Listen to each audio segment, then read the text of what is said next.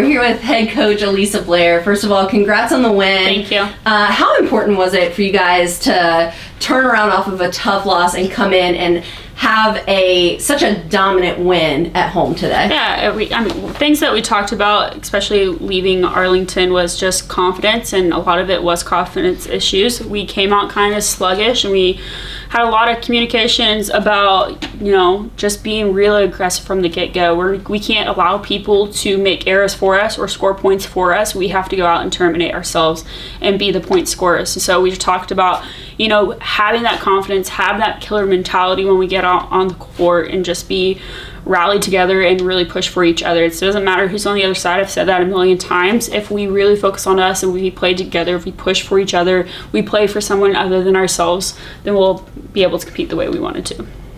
The outsides today played really well. Briley led the team with 14 kills. She hit 400 from the outside. How important is it for those two to just step up on a daily basis? I thought they did a really good job, but I thought our middles and even our right sides after the second set did a really good job of making their presence known. That gave our outsides the opportunity to have a little bit bigger of a hole to swing at, but they also had, Andy in their ear and their setters setting them really good ball. I thought we talked really well to our outsides about what was open and what was available for them to swing, and I thought it was a really good overall team adjustment on that, and I thought we did a really good job covering when we had to cover. So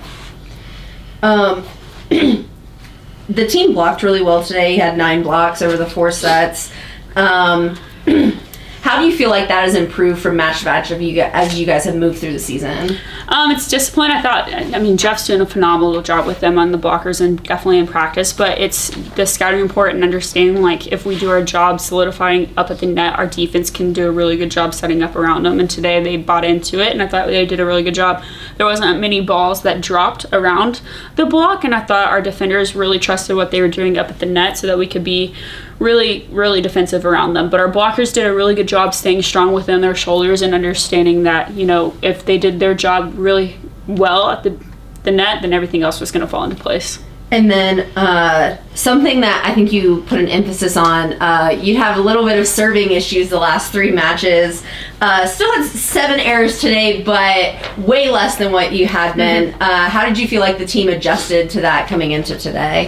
We talked about it a lot, especially yesterday, and it's just we have to allow the other team the opportunity to make an error. And if we're making it for them from the service line, then we can't count ourselves in or out of any of the games. And so really putting emphasis on that. But even so, still staying aggressive. We still can't serve lollipops at people either, because that's just going to give them the opportunity to score just as quickly as if we were missing a serve.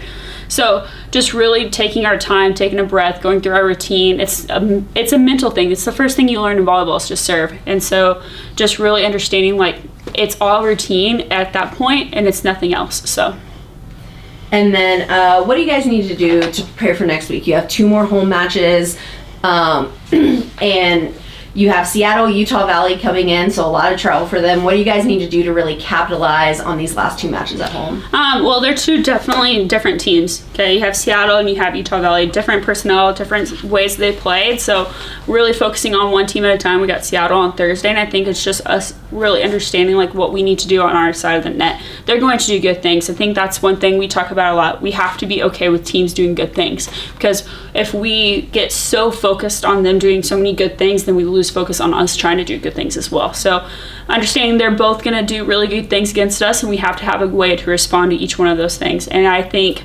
especially with those last 2 teams coming in, we're wanting to defend Moody just as much as we have been right now. So I think our girls have great blinders on, and I think they're really, really focused on understanding if we want to make it to the conference tournament, we have to have blinders on. We have to push and find ways to score in the hardest ways possible. Just a couple things for me. Talk about UTA on Thursday and what that match was like in the 5 sets. Yeah, so again, I thought we started off slow, but at the same time, I thought our girls responded really well in the 3rd set and 4th set. They really turned it on. The 5th set was a roller coaster. It was tight once we got to 8-8. It was very, very tight game. It could have gone either way. It was just who was being the most aggressive at the end. I thought UTA turned it on right at the end to be the more aggressor at the end. So. And today you turned it around pretty quickly in sets 3 and 4. What kind of switched for you on those sets? We flipped our setters to our right side connection just a little bit, so they got to see a different look and a different ball.